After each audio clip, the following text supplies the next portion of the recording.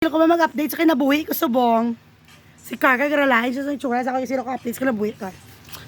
Ako migbitsayat. Kay mabaka mig fire extinguisher. Kaya kailangan mo mag 10 pounds. Dapat hindi 5 pounds. So nakita ko karatula going to Bitsaya. 15 kilos ang watermelon. Watermelon yun lang. Girls, manumang ako watermelon, girls. Natawa ako melon. Amay ka naman ko tatay. Asan niya? 15 ang kilo.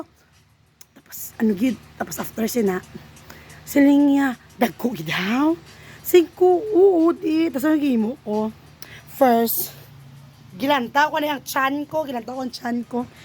After sina, gilanta ko ang chan niya. 5, ay dako magigutay no. Ang chan mo lang. Ang lantawon ta ka daw. Ang melon, kasing dako sing chan mo. Girls. Tapos feeling nga magigahambang sa tigbantayan. Tapila kilo sing meron ay ta 15 gali. Sing ari ma'am nga part 15 ang sa piyak nga mga dagko 20. Zoy, pilino naman ko kiday. Kuya gay ko pinakadako. Ano na mo karta? Dako expenses. No, nakabaka kog 8 ka kilo.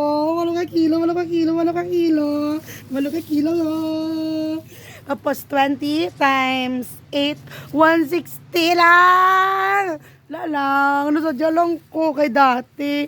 Nagatanong po mig sandiya, pero mga gadmay. Tapos, kung mabakal po ng sandiya, tag 25 po ng kilo, di ko yun ako na-afford. Wait, tag 50 ang kilo. Baka, pinakapalit ko. Wala, sadya lang ako sa life ko.